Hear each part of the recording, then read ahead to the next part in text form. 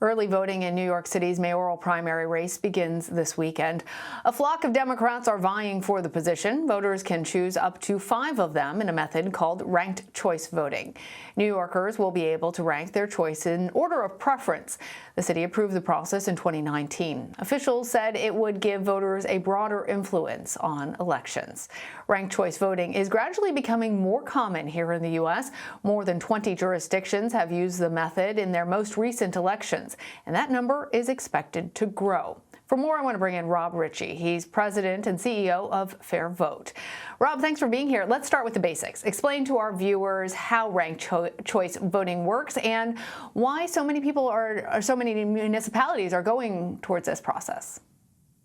It's really exciting to see how popular it's become, because it's really just a very common sense idea. It's based on the notion that when more than 2 candidates run, having only a single choice really leaves your opinions on the table, and it isn't fully expressive of what you might want to think as a voter, and it actually can lead to unrepresentative outcomes.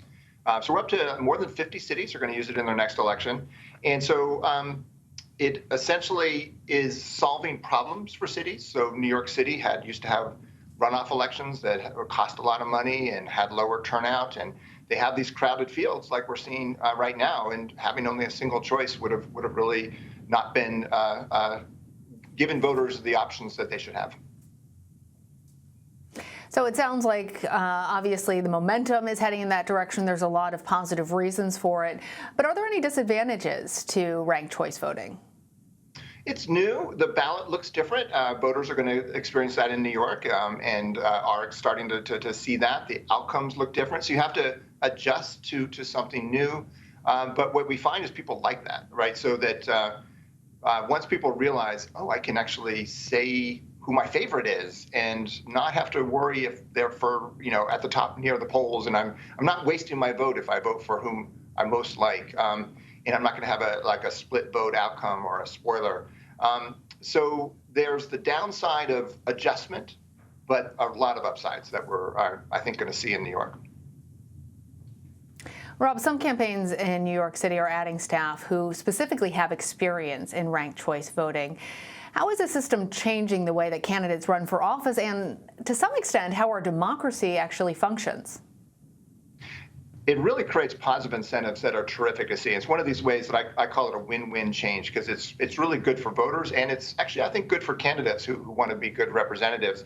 So right now, when voters are limited to a single choice in a typical election, if someone's not going to vote for you, the conversation's over. In a ranked choice voting system, conversation's really just begun, because now you know something more about them, who their first choice is, and you may get something directly of value to you by being their second choice.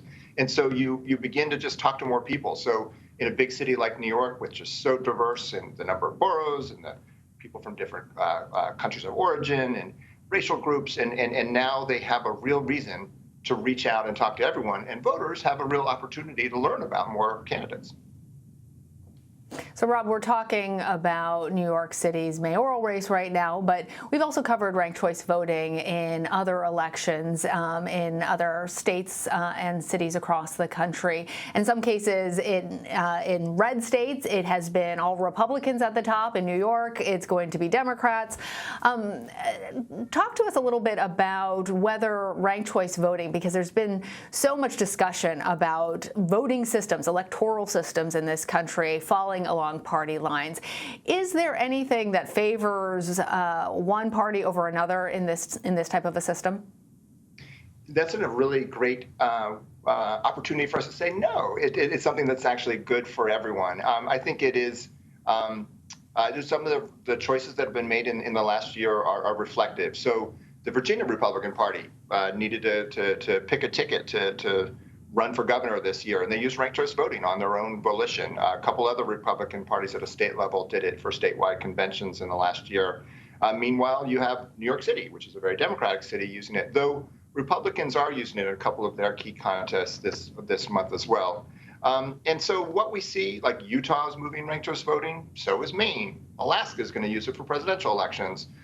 There's a big conversation going on in Colorado. It's something that I think is popular because it solves problems, and it doesn't solve problems just for one side. Rob Ritchie, thank you so much for coming on. Appreciate it. Great to have a chance to talk. Thanks so much.